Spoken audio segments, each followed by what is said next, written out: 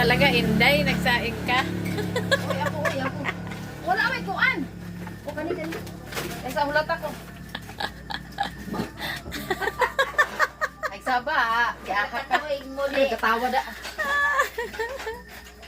Tapos masugno ni mo ang simod. Kakahuyop.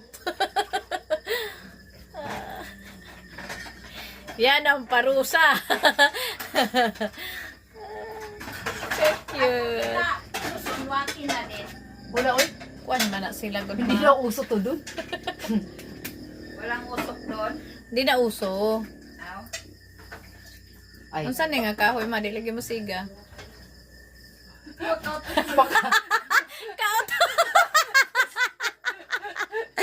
Nawan siya makautot na rin siguro. Hindi maganda sa oxygen yun.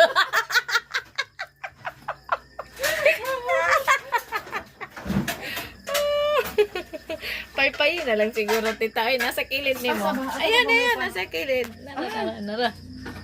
Mao ba ni? Ayan. Ginawa ko pahirapan pa ko nimo da. Dikit mo nun, grabe. Daming kadaghanan ng iyang Unsa man aboy.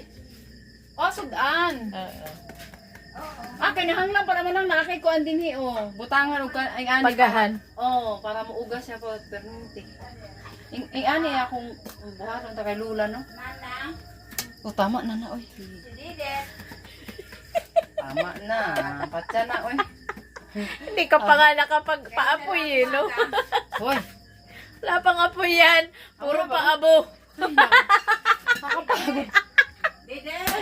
Saba. Dide. Ay, di saba. Dide sali. Ay, naku patay ta. Ay, tesale. Yung pa picture kay gako ng apoy. Hindi picture, bigi-video ko yung simod niya malapit na doon sa apoy. Tapos mining isa. Ate. Nagabot sa bukan. Puro naman to usok oy.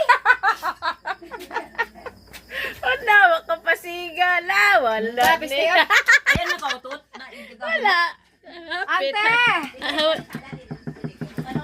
Dapat kasi malakas tapos ano. Yo. Tayo nagkakita. Tesa, lumayo ka nga. Hindi, kasi, di ba? Video mo na yung apoy eh. Ale, hawa diha oy. Ako din, hindi kasi ganyan. Dapat, ano, mabilis na. Pat. Dide. Palat patayin mo.